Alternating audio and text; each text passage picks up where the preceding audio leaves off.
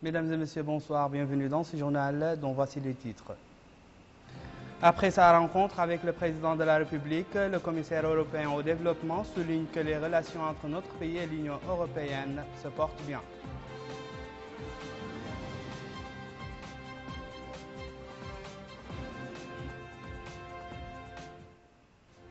Le Premier ministre donne le coup d'envoi du projet de réhabilitation de la route Nouakchott-Rosso, financé conjointement par l'État mauritanien et l'Union européenne.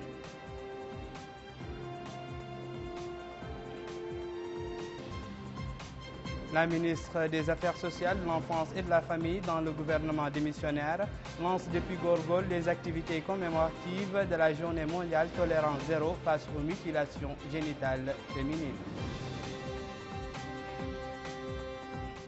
Merci de nous accueillir chez vous.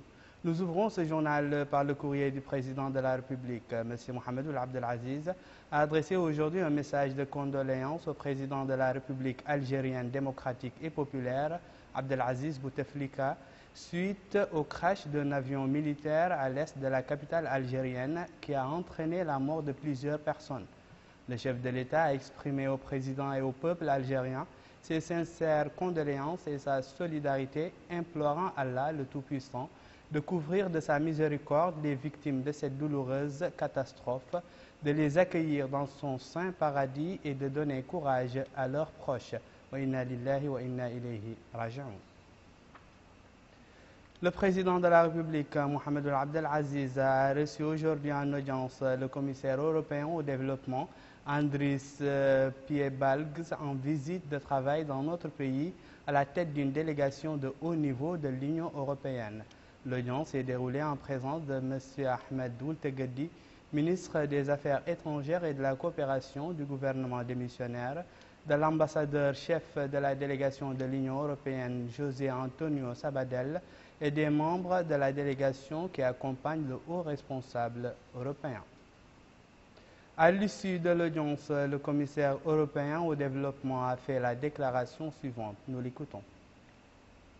Beaucoup de sujets. Le premier sujet, c'est la présidence de Mauritanie comme l'Union africaine. L'Europe, beaucoup d'engagement en Afrique, le même Afrique en Europe, et nous sommes en train de préparer le sommet l'Afrique-l'Europe au mois d'avril. Et le président mauritanien va co-présider avec le président Van Rompuy ce sommet. Il y a encore beaucoup à faire pour faire le sommet, l'événement clé d'une relation entre l'Europe et l'Afrique. Le deuxième sujet, bien sûr, c'est Sahel, c'est la stratégie de Sahel, où l'Union européenne regarde beaucoup de nécessité pour soutenir ce processus de sécurisation et de développement. Et je crois que nous sommes en bon train pour soutenir le processus, qu'il y a plus de sécurité, plus de croissance et meilleures conditions de vie. Et le troisième sujet, j'ai informé Monsieur le Président pour le programme actuel de la coopération qui marche très bien. Je vais aller inaugurer le début des travaux aujourd'hui entre Nouakchott et Rosso. Nous avons aussi les autres projets qui pourraient nommer dans tous les domaines et ça avance bien. Et pour un deuxième fait, nous avons décidé ensemble, il y a 3 secteurs clés que nous avons choisis comme les secteurs de concentration, c'est le développement rural, dans toutes les complexités, ce n'est pas seulement agricole, mais c'est aussi nutrition, accès à l'eau, accès à l'énergie. Le deuxième sujet, c'est santé, à soutenir l'État pour faire un système de santé durable. Et le troisième, c'est l'état de droit, avec beaucoup d'éléments avec qui nous travaillons aujourd'hui. Je suis très satisfait de la préparation de ce programme. Ce programme, pour un deuxième fait, s'élève jusqu'à presque 200 millions d'euros, mais il y a d'autres lignes d'appui budgétaire qui pourraient être utilisées pour renforcer. Ça veut dire que notre coopération est d'un très bon niveau, mais aujourd'hui, avec le président, nous avons évoqué les sujets pan-africains au mondial, parce que aussi nous sommes en train de prendre les positions dans le processus après objectif millionnaire pour le développement. Et là, Mauritanie est dans le groupe de haute commission pour préparer les positions africaines et c'est le processus qui doit être géré par l'Africain, à mon avis, parce que l'Afrique, c'est le continent le plus dynamique, mais aussi qui commence dans les niveaux plus bas si je fais les comparaisons avec les autres continents. Je remercie aussi M. le Président pour tous les accueils très chaleureux dans ce pays merveilleux. Le commissaire européen au développement était également reçu par le Premier ministre, Dr Moulay Mohamed Laklab, dans son bureau à la primature à Nouakchott. La rencontre a été l'occasion d'aborder les relations entre la Mauritanie et l'Union européenne et les moyens de la renforcer. L'audience s'est déroulée en présence du ministre des Affaires étrangères et de la coopération Ahmed Ould Tegueddi et de l'ambassadeur chef de la délégation de l'Union européenne à Nouakchott. Sur la route Nouakchott-Rosso, le Premier ministre Dr Moulay Mohamed Laklab, accompagné du commissaire européen au développement, a donné le coup d'envoi des travaux de réhabilitation de la route Boumbri qui sera reliée à la route Nouakchott-Rosso. D'une longueur de 153 km, cette route est financée conjointement par l'État mauritanien et l'Union européenne. Mohamed Abdullahi Ab. Avec la coupure de ce ruban, la Mauritanie et l'Union européenne célèbrent deux événements. Il s'agit d'abord du lancement des travaux de reconstruction de la route Nouakchott-Rosso et la commémoration d'un demi-siècle de coopération bilatérale. Lors de cette cérémonie, le Premier ministre Dr Moulay Mohamed Laklab et le commissaire de l'Union européenne au développement Andris Piebalgs ont suivi des exposés sur les caractéristiques techniques de ces projets routiers. Les deux délégations mauritaniennes et européennes ont d'ailleurs échangé sur les innombrables avantages de cette entreprise commune.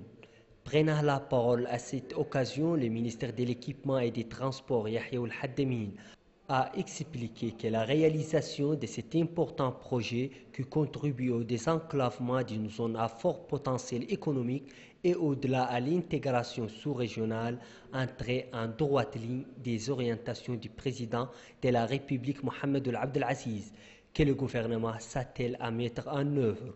Il a également remercié l'Union européenne pour son soutien constant au financement de l'ambitieux programme de développement des infrastructures de base dans notre pays.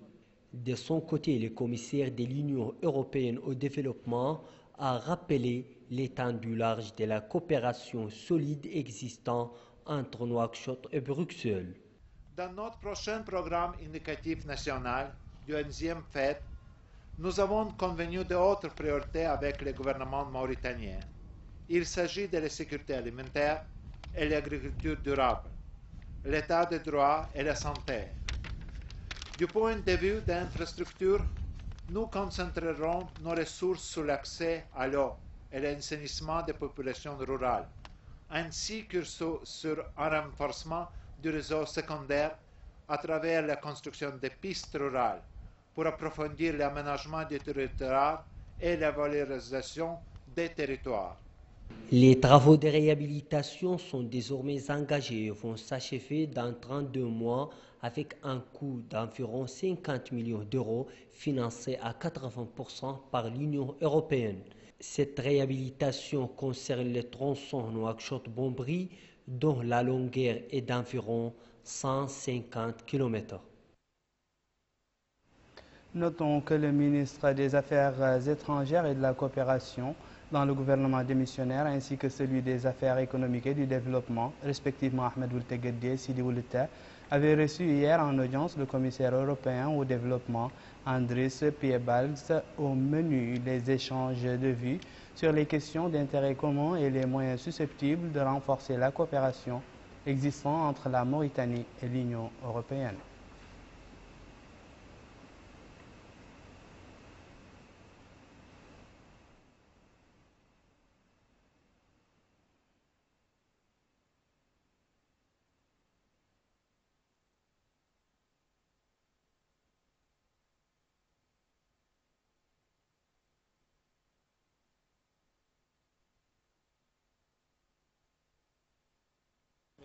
La gestion, c'est beaucoup plus compliqué. Et curieusement, qui peut mobiliser des lignes de crédit. C'est vraiment l'un des gros besoins aujourd'hui. Ça, l'investissement en fait dans les finances. Bon, c'est vrai que tout ça, il est possible aussi grâce à des fonds Toujours dans le cadre des activités du commissaire européen au développement dans notre pays, M. Andris Piebalgs a accordé un entretien exclusif à la télévision de Mauritanie que vous pourrez suivre à la fin de ce journal. C'est le travail qui va commencer, qui va aboutir entre 2 mois après cette période. Direction à présent la wilaya du Gorgol, où la ministre des Affaires sociales, de l'enfance et de la famille dans le gouvernement démissionnaire a supervisé dans la commune de Nerewalo le coup d'envoi des activités commémoratives de la Journée internationale tolérance zéro face aux mutilations génitales féminines. Plus de précisions avec Rabia Deda. Une cérémonie de déclaration publique de l'abandon des mutilations génitales féminines entrant dans le cadre de la célébration de la Journée internationale de tolérance zéro à l'égard des mutilations génitales féminines a eu lieu dans la wilaya du Gorgol.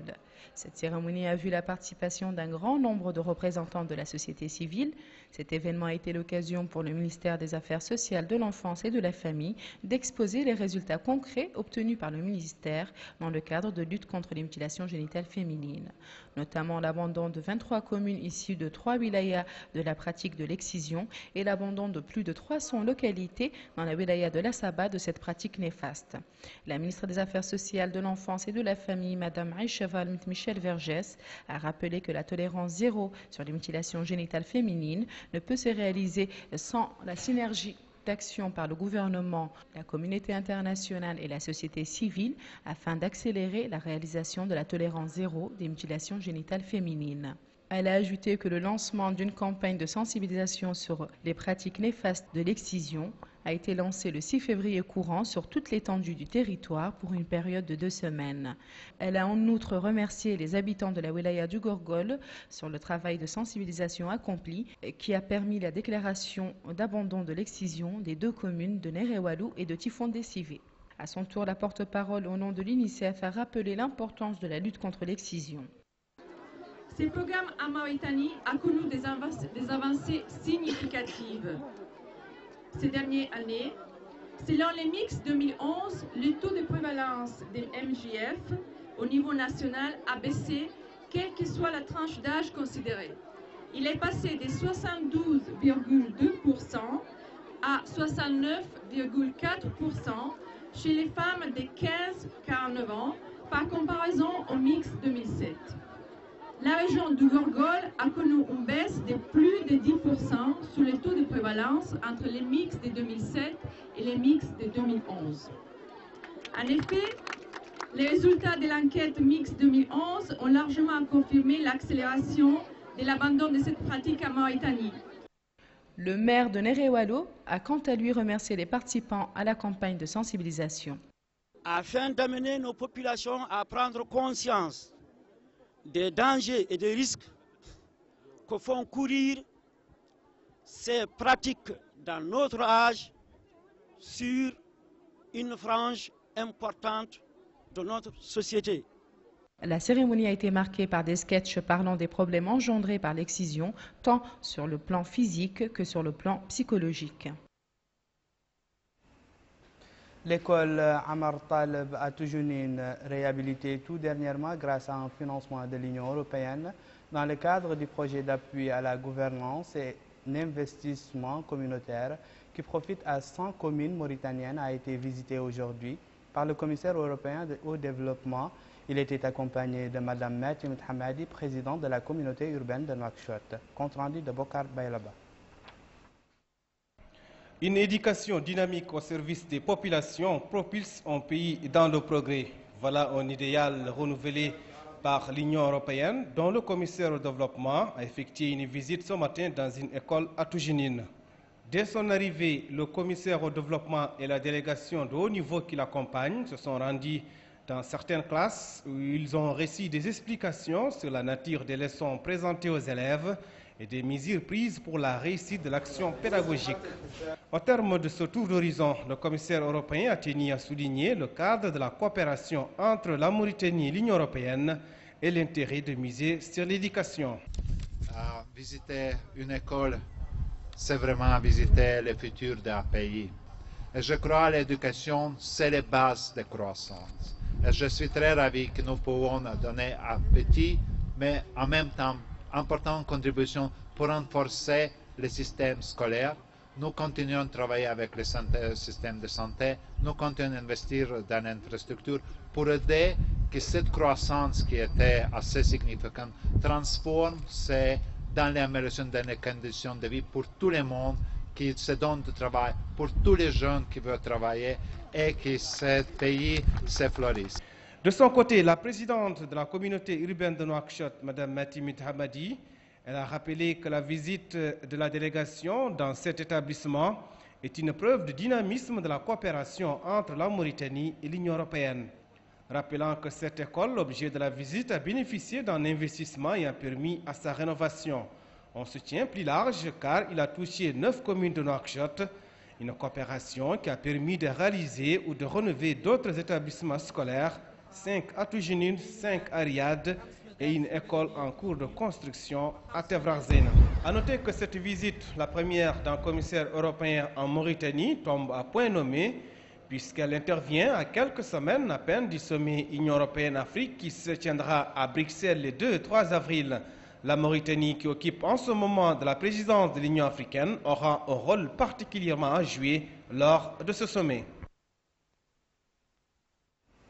Dans le cadre de notre série de reportages sur les différents départements ministériels, nous nous intéressons ce soir à l'établissement national de l'entretien routier relevant du ministère de l'Équipement et des Transports, dans ce reportage de Moussa Ndiaye. Les techniciens de l'établissement national de l'entretien routier NR poursuivent leurs interventions sur l'ensemble du réseau, notamment au niveau de la ville de Nouakchott. Plusieurs réalisations ont été constatées par les observateurs, d'où l'importance de mettre l'accent sur les différentes interventions de cette structure.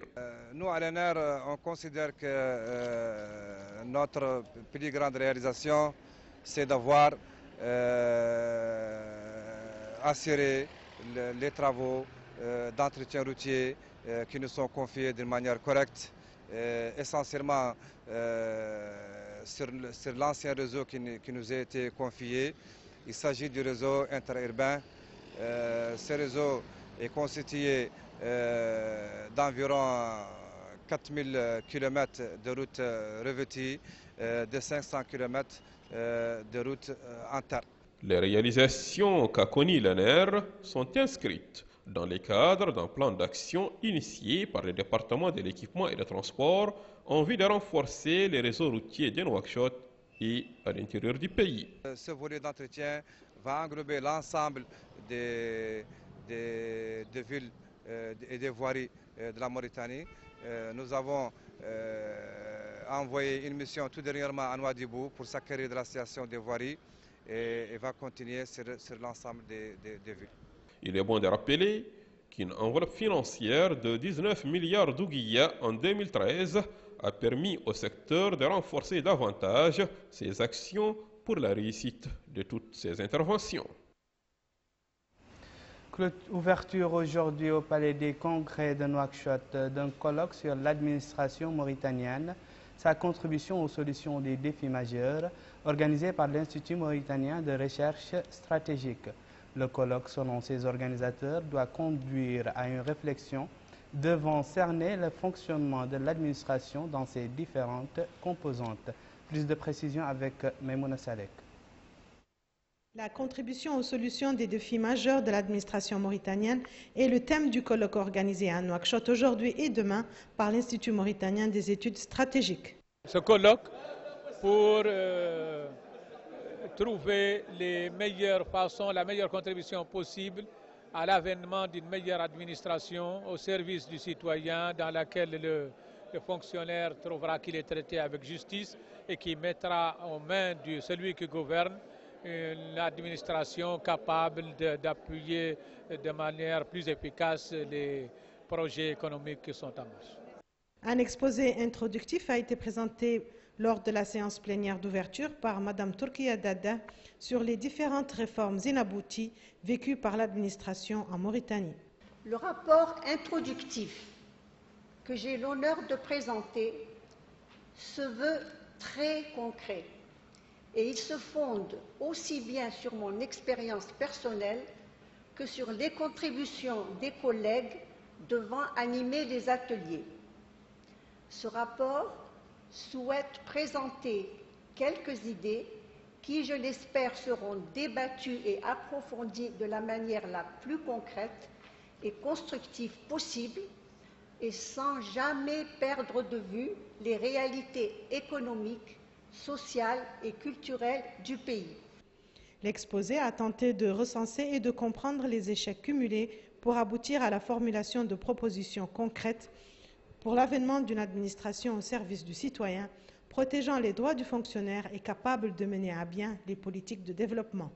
Puis le colloque s'est décliné en 3 ateliers selon les 3 thèmes majeurs retenus, à savoir les missions et structures de l'administration, les ressources humaines et matérielles de la fonction publique et le citoyen comme bénéficiaire de l'action de l'administration. L'Institut mauritanien des études stratégiques qui organise ce colloque et qui a été créé en octobre 2011 se veut être un pôle d'attraction pour les compétences nationales et un outil d'aide à la prise de décision pour l'État. À l'occasion du 50e du Centre culturel égyptien à Nouakchott, des conférences sur les relations historiques unissant notre pays à l'Égypte ont été présentées. Une occasion pour les personnalités présentes de souligner la nécessité de poursuivre ces relations culturelles à travers ce havre du savoir. Babacar Ndiaye. La Mauritanie et l'Égypte sont liés par une grande histoire et une relation diplomatique au service de leurs peuples respectifs, des points forts qui ont été rappelés par l'Égyptien Abdul Wahab Nebowi, directeur général de la Maison de la documentation en Égypte. Ce chercheur égyptien est revenu sur les temps forts des échanges culturels qui ont jalonné l'histoire de nos 2 pays, un rappel qui a emporté l'assentiment du public. Des pas importants de notre histoire commune ont été ressortis, estime cet homme. La partie la plus importante, c'est celle relative à l'histoire des oulémas de Chingiti, notamment celle de Habibullah Ould Meyyad, qui est un symbole des liens anciens qui unissaient la Mauritanie et l'Égypte. Cet exposé a permis de jeter la lumière sur l'histoire et le passé historique de nos 2 pays, ajoute le directeur du Centre culturel égyptien en Mauritanie. Nous avons pu découvrir ce que les oulémas mauritaniens ont apporté au peuple égyptien. Ce passé historique est aujourd'hui entretenu par les gouvernements mauritaniens et égyptiens avec comme mot d'ordre rendre meilleures leurs relations diplomatiques. Voilà, c'était la dernière note de ce journal. Voici le rappel des titres. Après sa rencontre avec le président de la République, le commissaire européen au développement souligne que les relations entre notre pays et l'Union européenne se portent bien.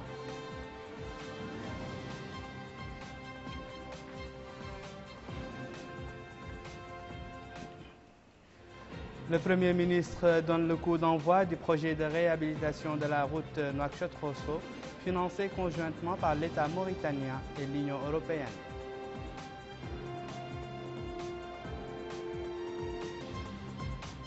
La ministre des Affaires sociales, de l'Enfance et de la Famille dans le gouvernement démissionnaire lance depuis Gorgol les activités commémoratives de la Journée mondiale tolérance zéro face aux mutilations génitales féminines.